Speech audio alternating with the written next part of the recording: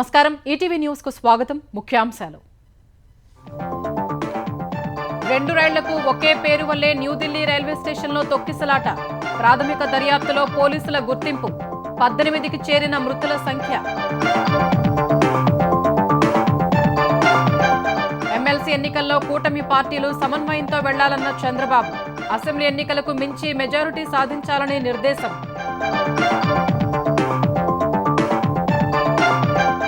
IAS ఐపీఎస్ల పనితీరు మారాలని ముఖ్యమంత్రి రేవంత్ రెడ్డి ఉద్బోధ ఏసీ గదుల్ని వీడబోమంటే కుదరదంటూ అధికారులకు చురకలు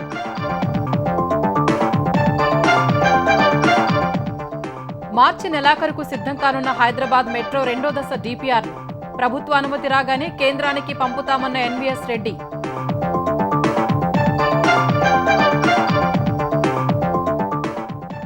బోర్డు తిప్పేసిన ఫాల్కన్ క్యాపిటల్ ప్రొటెక్షన్ కేసులో విస్తుపోయే వాస్తవాలు తెలుగు రాష్ట్రాల్లో 1700 కోట్లు వసూలు చేసినట్టు గుర్తింపు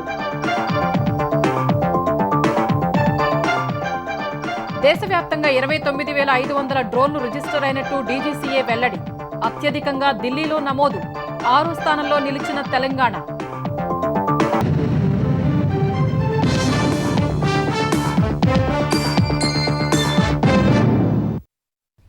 రైళ్ల ఆలస్యం కారణంగా ప్లాట్ఫాంపై పెరిగిన రద్దీ ఒకే పేరు రెండు రైళ్లకు పెట్టడంతో ఆఖరి నిమిషంలో చెలరేగిన గందరగోళం న్యూఢిల్లీ రైల్వే స్టేషన్లో తొక్కిసలాటకు దారితీసిందని పోలీసుల ప్రాథమిక దర్యాప్తులో తేలింది తాము ఎక్కాల్సిన రైలు వేరే ప్లాట్ఫాంకు వస్తోందని భావించిన ప్రయాణికులు ఒక్క ఉదుటున పరుగులు పెట్టడంతో 18 మంది ప్రాణాలు కోల్పోయినట్లు అధికారులు వెల్లడించారు ఈ ఘటనపై పోలీసులు దర్యాప్తు చేస్తూ ఉండగా రైల్వే శాఖ 2 సభ్యులతో విచారణ కమిటీని ఏర్పాటు చేసింది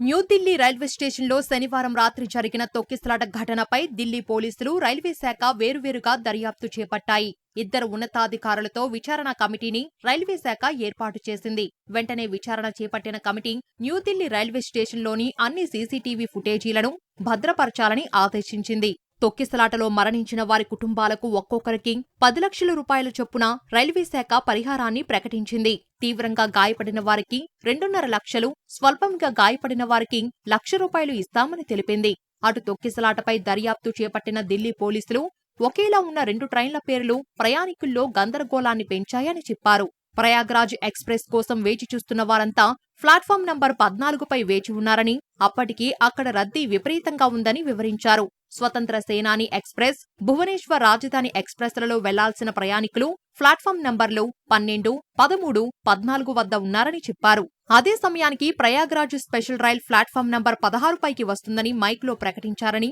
పోలీసులు వివరించారు ప్రయాగ్రాజ్ ఎక్స్ప్రెస్ కోసం 14వ నంబర్ ప్లాట్ఫాంపై వేచి చూస్తున్న ప్రయాణికులు ప్రయాగ్రాజ్ స్పెషల్ ను తాము ఎక్కాల్సిన రైలుగా భావించి ఒక్క ఉదుటున ప్లాట్ఫామ్ నంబర్ 16 దిశగా పరిగెత్తారని తెలిపారు అందరూ ఒకేసారి 16వ నంబర్ ప్లాట్ఫామ్ కు వెళ్లే దారిలో ఉన్న ఎక్సలేటర్ పైకి చేరడంతో తీవ్రస్థాయిలో తొక్కిసలాట జరిగిందని పోలీసులు వెల్లడించారు ఈ సమయంలో కొందరు ప్రయాణికులు ఫుట్ ఓవర్ బ్రిడ్జ్ నుంచి జారి కింద పడ్డారని ఉత్తర్ రైల్వే సిపిఆర్ఓ హిమాంశు ఉపాధ్యాయ తెలిపారు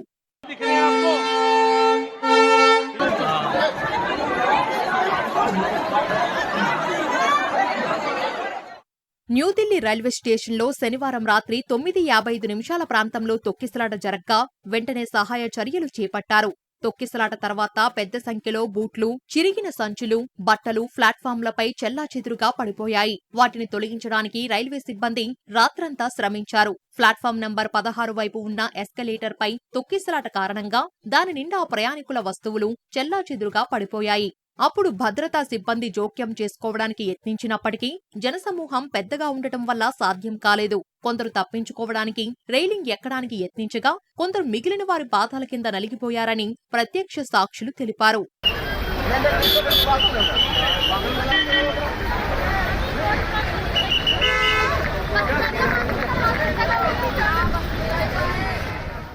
న్యూఢిల్లీ రైల్వే స్టేషన్లో జరిగిన తొక్కిసలాటలో మొత్తం 18 మంది మృతి చెందారని 15 మంది గాయపడ్డారని అధికారులు తెలిపారు మృతుల్లో 14 మంది మహిళలు 5 మైనర్లు ఉన్నట్లు వెల్లడించారు మృతదేహాలను తోలుత లోక్ నాయక్ జయప్రకాష్ ఆసుపత్రికి తర్వాత రామ్ మనోహర్ లోహియా ఆసుపత్రికి తరలించారు మృతదేహాల ఛాతీ, పొట్ట భాగంలో గాయాలున్నాయని, ఊపిరాడకే చనిపోయారని ఆర్ఎంఎల్ ఆసుపత్రి వర్గాలు తెలిపాయి. క్షతగాత్రుల్లో ఎక్కువ మందికి పాదాలు, కాళ్లకు గాయాలైతే ఇతరులకు ఎముకలకు గాయాలైనట్లు అధికారిక వర్గాలు తెలిపాయి. లోక్నాయక్ జయప్రకాష్ ఆసుపత్రిలో చేరిన క్షతగాత్రుల్లో చాలా మందిని ప్రాథమిక చికిత్స అనంతరం వైద్యులు డిశ్చార్జ్ చేశారు.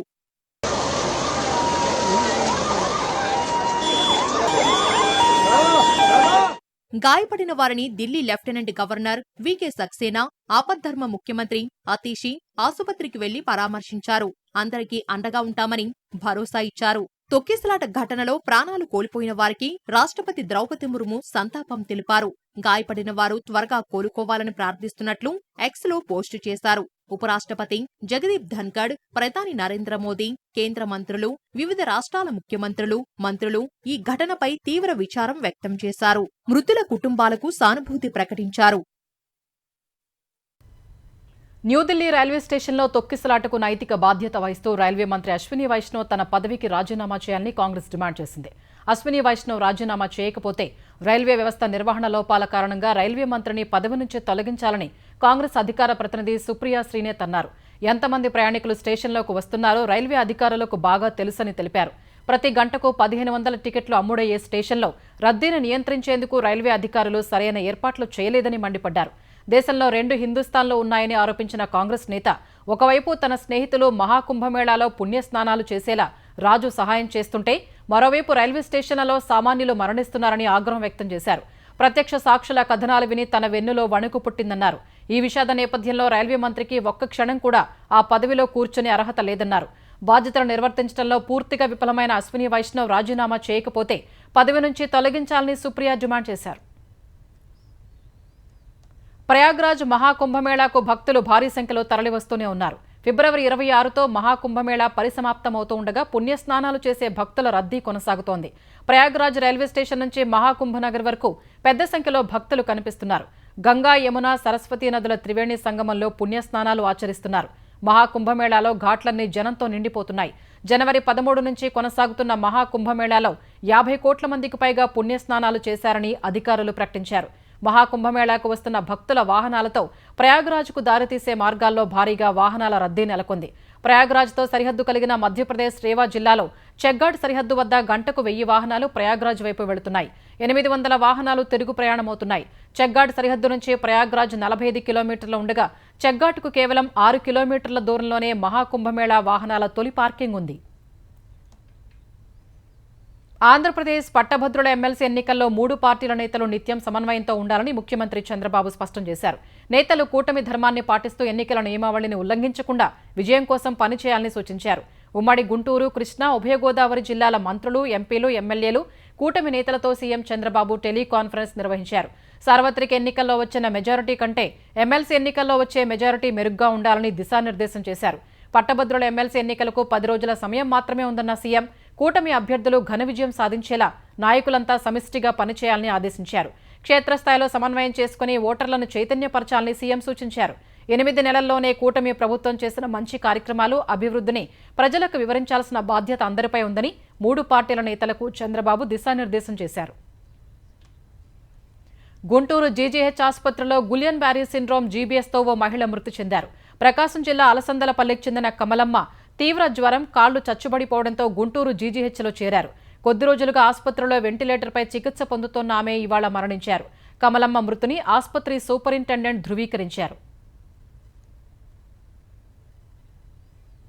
కొత్తగా వస్తున్న ఐఏఎస్, ఐపీఎస్ల్లో కొందరు రాజకీయ నాయకులతో పాటు సమాజంలోని తప్పుడు విధానాల్ని ఆదర్శంగా తీసుకుంటున్నారని ముఖ్యమంత్రి రేవంత్ రెడ్డి వ్యాఖ్యానించారు. గతంలో రాజకీయ నేతలు తప్పుడు నిర్ణయాలు తీసుకుంటే భవిష్యత్తు పరిణామాలపై అవగాహన కలిగించేవారని, ఇప్పుడు ఆ పరిస్థితి లేదని అభిప్రాయపడ్డారు. మాజీ ఐఏఎస్ గోపాలకృష్ణ రచించిన life of a Karmayogi, memoir of a civil servant పుస్తకాన్ని హైదరాబాద్లో సీఎం రేవంత్ రెడ్డి ఆవిష్కరించారు. శంకరన్, టిఎన్ శేషన్, మన్మోహన్ సింగ్ వంటి సివిల్ సర్వీస్ అధికారుల సేవల్ని స్ఫూర్తిగా తీసుకోవాలని రేవంత్ రెడ్డి సూచించారు. కొంతమంది ట్రైనీ ఐపీఎస్లో పోలీస్ స్టేషన్లలో కూర్చుని సివిల్ పంచాయతీలు చేయడం దురదృష్టకరమని రేవంత్ రెడ్డి అన్నారు. అధికారులు ఏసీ గదుల్ని వీడి క్షేత్రస్థాయిలో ప్రజలతో మమేకం కావాలని చెబుతున్నప్పటికీ కొందరిలో మార్పు రావటం లేదని, దీని పట్ల తాను సంతోషంగా లేనని వ్యాఖ్యానించారు. అధికారుల వ్యవహార శైలిలో మార్పులు రావాలని, నిబద్ధత కలిగిన వారికి కాస్త ఆలస్యమైనా తప్పకుండా గుర్తింపు ఉంటుందని రేవంత్ రెడ్డి స్పష్టం చేశారు. ఈరోజు పదే పదే నేను ఇన్స్ట్రక్షన్ ఇస్తాను ఫీల్డ్ మీద పొమ్మని. అసలు ఏసీ రూముల్లో నుంచి బయటకు వెళ్ళడానికి హెసిటేట్ చేస్తున్నారు ఆఫీసర్లు. మరి నాకు తెలియదు, మరి ఏసీ అనేది ఏమన్నా జబ్బేమో. ఐఏఎస్ కానీ ఐపీఎస్ కానీ డిస్ట్రిక్ట్స్ను హోల్డ్ చేసినప్పుడు వచ్చిన ఎక్స్పీరియన్సే రిచ్ ఎక్స్పీరియన్స్. కానీ వాళ్ళు వస్తున్న వాళ్ళు సమాజంలో ఉండే రాంగ్ ప్రెసిడెంట్స్ని అన్నిటిని కూడా రోల్ మోడల్గా తీసుకుంటున్నట్టు అనిపిస్తుంది. ఈ మధ్యకాలంలో కొత్తగా సెలెక్ట్ అయిన ఐఏఎస్ ఐపీఎస్లు నేను చూస్తున్నాను, ట్రైనింగ్లోనే ఉన్నప్పుడు పోలీస్ స్టేషన్లకి వెళ్ళి డ్రెస్ వేసుకొని కూర్చొని సివిల్ పంచాయతీలు తెంచడానికి ప్రయత్నం చేస్తున్నారు, విచ్ ఈజ్ అన్ఫార్చునేట్. మరి సిస్టమ్ ఎడిపోతుందో నాకైతే తెలియట్లేదు, కానీ I'm not happy for that. అందరి గురించి నేను మాట్లాడట్లేదు, చాలా వరకు యాజ్ ఎ చీఫ్ మినిస్టర్ నాకున్న కొద్దిపాటి ఎక్స్పీరియన్స్ నేను షేర్ చేస్తున్నా. అధికారుల ఆలోచనలో విధానంలో మార్పు రావాలి. నేను ఏమైనా పాలసీ డెసిషన్ చేయగలం యాజ్ ఎ పొలిటికల్ ఎగ్జిక్యూటివ్, కానీ ఇంప్లిమెంట్ చేయాల్సిన వ్యవస్థ మొత్తం ఎగ్జిక్యూటివ్ ఆఫీసర్స్దే. ప్రజలకు ఉపయోగపడే విధంగా చేస్తే చాలా కాలం గుర్తుంటారు. ప్రధాని నరేంద్ర మోదీ పైన ఆరోపణలు చేసినంత మాత్రాన ప్రజల్లో కాంగ్రెస్కు ఉన్న వ్యతిరేకత నుంచి సీఎం రేవంత్ రెడ్డి దృష్టి మరల్చలేరని కేంద్ర మంత్రి బీజేపీ తెలంగాణ అధ్యక్షుడు కిషన్ రెడ్డి వ్యాఖ్యానించారు. కులగణనకు బీజేపీ మద్దతిస్తుందని స్పష్టం చేశారు. స్థానిక సంస్థల ఎన్నికల్లో బీసీలకు 42% రిజర్వేషన్లపై కుల సంఘాలతో చర్చించి నిర్ణయం వెలువరిస్తామని వెల్లడించారు. హనుమకొండలో వరంగల్, ఖమ్మం, నల్గొండ ఉపాధ్యాయ ఎమ్మెల్సీ ఎన్నికల ప్రచారంలో కిషన్ రెడ్డి పాల్గొన్నారు. దేశంలో ఏ సీఎం చేయనట్లుగా రేవంత్ రెడ్డి వారానికోసారి ఢిల్లీకి వెళ్లి హాజరు వేయించుకుని వస్తున్నారని విమర్శించారు. బీఆర్ఎస్ను గద్దెదించేందుకు 10 ఏళ్లు పట్టిందన్న కిషన్ రెడ్డి కాంగ్రెస్ పాలనపై ఏడాదిలోనే వ్యతిరేకత వస్తోందని పునరుద్ఘాటించారు. కేసీఆర్ ఉన్న రోజులు నేను నా కుటుంబం ఉంటే సరిపాయ, తెలంగాణ ప్రజలు అప్పుల పాలైనా పర్వాలేదు అని ఇష్టారాజ్యంగా అప్పులు చేసి మిగులు బడ్జెట్తో ఉన్నటువంటి ఈ రాష్ట్రాన్ని అప్పుల పాలు చేశారు. మరి ఈరోజు కాంగ్రెస్ పార్టీ కూడా అదే పద్ధతిలో ఉదయం లేస్తే సాయంకాలం వరకు ఏ భూములు అమ్ముదామా, ఏ సంస్థ అప్పులు ఇస్తుందా, ఏ కొత్త కార్పొరేషన్లు పెడదామా ఆలోచన చేస్తున్నటువంటి పరిస్థితి ఉన్నది. అయినప్పటికీ కూడా ఏ ఒక్క హామీ కూడా సమర్థవంతంగా అమలు చేయలేనటువంటి పరిస్థితులు ఉన్నది. కృష్ణా జలాలను ఏపీ ప్రభుత్వం ఇష్టారాజ్యంగా యథేచ్ఛగా తరలిస్తుంటే కాంగ్రెస్ ప్రభుత్వం చోద్యం చూస్తోందని బీఆర్ఎస్ నేతలు కేటీఆర్, హరీష్ రావు విమర్శించారు. కృష్ణా జలాల నుంచి ఏపీ ఇప్పటికే 646 టీఎంసీలు వినియోగించారని, నదీ జలాలను ఏపీ తన్నుకుపోతున్నా రేవంత్ సర్కార్లో చలనం లేదని బీఆర్ఎస్ కార్యనిర్వాహక అధ్యక్షుడు కేటీఆర్ ఎద్దేవా చేశారు. సాగర్, శ్రీశైలంలో నీళ్లు అడిగంటి పొలాలు ఎండుతున్నా నిమ్మకు నీరెత్తినట్లు కాంగ్రెస్ వ్యవహరిస్తోందని సామాజిక మాధ్యమం ఎక్స్లో పోస్ట్ చేశారు. నీళ్లు, నిధులు, నియామకాల్లో న్యాయం కోసం ఏర్పడ్డ రాష్ట్రంలో ఒక్కొక్కటిగా అన్నింటినీ కాంగ్రెస్ గంగలో కలుపుతోందని కేటీఆర్ ఆరోపించారు. తెలంగాణ నీటి ప్రయోజనాలకు ఏపీ ప్రభుత్వం గండి కొడుతుంటే రేవంత్ ప్రభుత్వం చోద్యం చూస్తూ ఉండటం దుర్మార్గమని మాజీ మంత్రి హరీష్ రావు విమర్శించారు. 3 నెలలుగా నాగార్జున సాగర్ కుడికాలువ నుంచి రోజుకు 10,000 క్యూసెక్కుల్ని ఏపీ తరలించుకుంటుంటే కాంగ్రెస్ ప్రభుత్వం ఎందుకు మౌనంగా ఉందని ప్రశ్నించారు. రాష్ట్ర ప్రభుత్వం తక్షణం స్పందించి ఏపీ నీటి తరలింపును అడ్డుకోవాలని హరీష్ రావు డిమాండ్ చేశారు. మహానటుడు నందమూరి తారక రామారావును వెండితెరకు పరిచయం చేసిన నిర్మాత, నటి సి కృష్ణవేణి ఇక లేరు. వృద్ధాప్య సంబంధ సమస్యలతో 101 ఏళ్ల కృష్ణవేణి ఈ ఉదయం ఫిలింనగర్లోని తన నివాసంలో తుదిశ్వాస విడిచారు. బాలనటిగా సినీ రంగంలో ప్రవేశించిన ఆమె 1949లో మన దేశం సినిమా ద్వారా ఎన్టీఆర్ను వెండితెరకు పరిచయం చేశారు. అనంతర కాలంలో తెలుగు, తమిళ, కన్నడలో కథానాయికగా ఆమె 15కు పైగా చిత్రాల్లో నటించారు. కీలుగుర్రం, బాలమిత్రుల కథ వంటి చిత్రాల్లో పాటలు పాడారు. సినీ రంగానికి చేసిన సేవలకు రఘుపతి వెంకయ్య, ఎన్టీఆర్ అభినయ అవార్డులు అందుకున్నారు. సినిమా నిర్మాణ రంగంలోకి అడుగుపెట్టాలనుకునే వాళ్లకు కృష్ణవేణి చేతుల మీదుగా డబ్బులు తీసుకుంటే కలిసొస్తుందని చాలా మంది హైదరాబాద్ ఫిలింనగర్లోని కృష్ణవేణి నివాసానికి వచ్చి కలిసి వెళ్తుండేవారు. ఆమె మృతిపై సినీ, రాజకీయ ప్రముఖులు సంతాపం తెలిపారు. స్టూడియో అధినేతగా, నిర్మాతగా కృష్ణవేణి తెలుగు సినీ కీర్తిని చాటారని సీఎం చంద్రబాబు, మంత్రి నారా లోకేష్ కొనియాడారు. ఎన్టీఆర్ నట జీవితానికి తొలి అవకాశమిచ్చిన కృష్ణవేణి మృతిపై సినీ నటుడు బాలకృష్ణ సంతాపం వ్యక్తం చేశారు. ఈ సాయంత్రం కృష్ణవేణి భౌతిక కాయానికి అంత్యక్రియలు ముగిశాయి. హైదరాబాద్ శివారు Medchal, Samirpet, Shamshabad future city metro కారిడార్ల డీపీఆర్లు మార్చి నెలాఖరుకు సిద్ధమవుతాయని మెట్రో ఎండీ ఎన్వీఎస్ రెడ్డి తెలిపారు. మేడ్చల్, సామీర్పేట్ మెట్రో కారిడార్లలో ట్రాఫిక్ సర్వే, భూ సామర్థ్య పరీక్షలు ఈ నెలాఖరు కల్లా పూర్తవుతాయని వెల్లడించారు. ఇప్పటికే హెచ్ఎండీఏ, జాతీయ రహదారుల సంస్థ కొన్ని భూ సామర్థ్య అధ్యయనాలు చేపట్టినట్లు పేర్కొన్నారు. ప్రస్తుతం జేబీఎస్ మేడ్చల్ మార్గంలో 25 చోట్ల, జేబీఎస్ షామీర్పేట మార్గంలో 19 చోట్ల భూ సామర్థ్య పరీక్షలు నిర్వహిస్తున్నారని తెలిపారు. వీటిలో మేడ్చల్ మార్గంలో 14 చోట్ల, షామీర్పేట మార్గంలో 11 చోట్ల పరీక్షలు పూర్తయ్యాయని చెప్పారు. సీఎం రేవంత్ రెడ్డి ఆదేశాల మేరకు ఈ అధ్యయనాలన్నీ మార్చి నెలాఖరుకు పూర్తి చేసి డీపీఆర్లను రాష్ట్ర ప్రభుత్వ అనుమతికి పంపిస్తామన్నారు. రాష్ట్ర ప్రభుత్వ అనుమతి పొందిన తర్వాత డీపీఆర్లు కేంద్రానికి సమర్పిస్తామని స్పష్టం చేశారు. బీఆర్ఎస్ సర్కారు తీసుకొచ్చిన ధరణికి ప్రజలతో పాటు తాను బాధితుడని టీపీసీసీ అధ్యక్షుడు మహేష్ కుమార్ గౌడ్ అన్నారు. కేసీఆర్ పాలనలో ప్రజలతో పాటు ఉద్యోగులు నానా అవస్థలు పడ్డారని ఆరోపించారు. హైదరాబాద్ నాంపల్లి తెలుగు యూనివర్సిటీలో ఏర్పాటు చేసిన Telangana revenue field technical staff association ఆత్మీయ సమ్మేళనానికి ఆయన హాజరయ్యారు. అసోసియేషన్ డైరీ క్యాలెండర్ని మహేష్ కుమార్ ఆవిష్కరించారు. కాంగ్రెస్ అధికారంలోకి రాగానే ప్రజల్ని ఇబ్బందులకు గురిచేసిన ధరణిని తొలగించి భూభారతి తీసుకొచ్చామని ఆయన గుర్తు చేశారు. ఉద్యోగులు రైతుల పట్ల తమ ప్రభుత్వం చిత్తశుద్దితో పనిచేస్తోందన్నారు. భూభారతితో భూ సమస్యల పరిష్కారం కోసం కృషి చేస్తున్నట్లు మహేష్ కుమార్ వెల్లడించారు. బంగారు తెలంగాణ అని ఊరడించి కొన్ని కుటుంబాలు మాత్రమే బంగారమయ్యే విధంగా గత పాలన జరిగింది. దాంట్లో రెవెన్యూలో ఎంత లోపభూయిష్టంగా జరిగిందో మనందరూ తెలుసు. ధరణి వల్ల ఎన్ని లోపాలు జరిగినాయి, ఎంతమంది బీద ప్రజలు బాధపడ్డారో మీ అందరికీ నాకన్నా ఎక్కువ తెలుసు.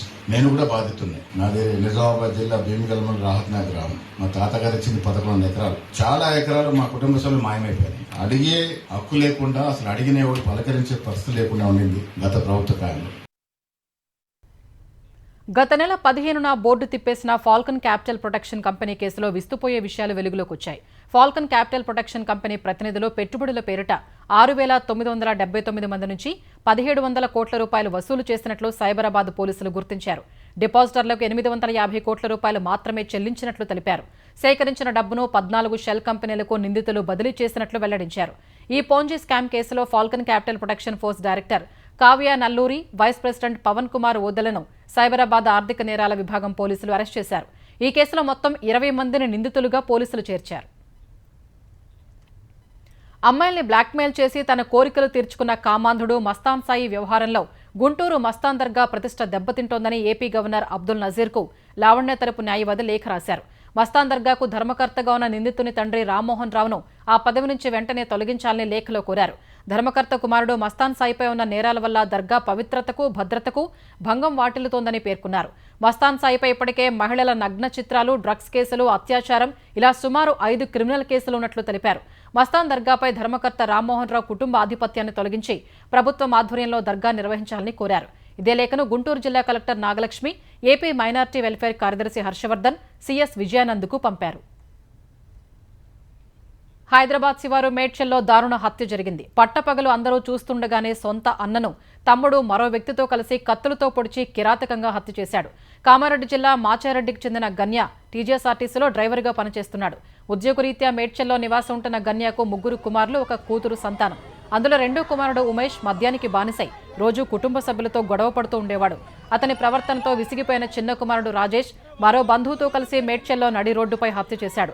హత్య సమాచారంతో సంఘటనా స్థలానికి చేరుకున్న పోలీసులు కేసు నమోదు చేసుకుని దర్యాప్తు చేస్తున్నారు.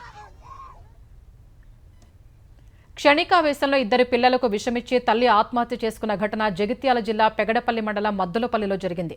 ఈ నెల 14న భర్త తిరుపతిపై కోపంతో భార్య కంబాల హారిక ఆమె కుమారుడు, కూతురికి పురుగుల మందు తాగించి తాను తాగింది.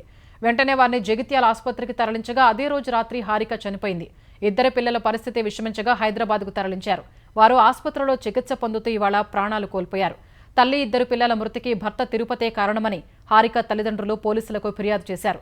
వరకట్న వేధింపులు, తిరుపతి మరో మహిళతో ఉన్న అక్రమ సంబంధం వల్లే తమ బిడ్డ హారిక ఆత్మహత్యకు పాల్పడిందని ఆమె తల్లిదండ్రులు ఆరోపించారు. భారత్లో ఓటింగ్ శాతం పెంచేందుకు అమెరికా ఖర్చు పెట్టాలని నిర్ణయించిన 183 కోట్ల రూపాయలని ఎలన్ మస్క్ నేతృత్వంలోని డిపార్ట్మెంట్ ఆఫ్ గవర్నమెంట్ ఎఫిషియన్సీ నిలిపివేసింది. బైడెన్ సర్కారు హయాంలో కేటాయించిన నిధుల్ని నిలిపివేస్తున్నట్టు డోజ్ సామాజిక మాధ్యమం ఎక్స్లో పోస్ట్ చేసింది. అమెరికా పన్ను చెల్లింపుదారుల డబ్బు పలు దేశాల్లో వివిధ కార్యక్రమాలకు కేటాయించారని, వాటిని రద్దు చేస్తున్నామని డోజ్ వివరించింది. భారత్లో పోలింగ్ శాతం పెంపునకు $21 మిలియన్ అమెరికా కేటాయించడంపై బీజేపీ సీనియర్ నేత అమిత్ మాలవీయ తీవ్ర అభ్యంతరం వ్యక్తం చేశారు. ఇది భారత ఎన్నికల ప్రక్రియలో బయటి శక్తులు జోక్యం చేసుకోవడమేనని పేర్కొన్నారు. ఈ నిధుల ద్వారా ఎవరికి లబ్ధి జరిగిందని ప్రశ్నించిన ఆయన ఖచ్చితంగా అధికార పార్టీ లబ్ధి పొందలేదని ఎక్స్లో పేర్కొన్నారు. ఇటీవల ప్రధాని మోదీ అమెరికా పర్యటనలో డోజ్ అధిపతి ఎలన్ మస్క్తో సమావేశమై భారత్ అమెరికా సంస్థల మధ్య సంబంధాల పటిష్టత, ఆవిష్కరణలు, అంతరిక్ష కార్యక్రమాలు, ఆర్టిఫిషియల్ ఇంటెలిజెన్స్, సుస్థిరాభివృద్ధిపై చర్చించారు. ప్రధాని పర్యటన ముగిసిన వారంలోపే భారత్లో చేయదలిచిన ఖర్చుకు సంబంధించి నిధుల్ని డోజ్ నిలిపివేసింది. దేశవ్యాప్తంగా 29,500 డ్రోన్లు రిజిస్టర్ అయినట్టు directorate general of civil aviation DGCA అధికారులు తెలిపారు. ఈ ఏడాది జనవరి 29 వరకు ఉన్న డేటా ప్రకారం దేశ రాజధాని ఢిల్లీలో అత్యధికంగా 4,882 డ్రోన్లు నమోదైనట్లు చెప్పారు. తమిళనాడులో 4,588, మహారాష్ట్రలో 4,132 డ్రోన్లు రిజిస్టర్ అయినట్టు వివరించారు. తరువాతి స్థానాల్లో హర్యానా, కర్ణాటక, తెలంగాణ, గుజరాత్, కేరళ ఉన్నట్లు డీజీసీఏ తెలిపింది. ఇప్పటివరకు డ్రోన్లకు సంబంధించి 96 రకాల సర్టిఫికేట్లను డీజీసీఏ జారీ చేసింది. వాటిలో 65 మోడళ్లను వ్యవసాయ రంగంలో వినియోగించేందుకు అనుమతి ఇచ్చింది. రిజిస్టర్ చేసుకున్న ప్రతి డ్రోన్కు ప్రత్యేకమైన గుర్తింపు సంఖ్యను డీజీసీఏ జారీ చేస్తుంది. డీజీసీఏకు చెందిన రిమోట్ పైలట్ ట్రైనింగ్ ఆర్గనైజేషన్ ఆర్పీటీఓఎస్ ఇప్పటివరకు 24,466 రిమోట్ పైలట్ సర్టిఫికేట్లను జారీ చేసింది.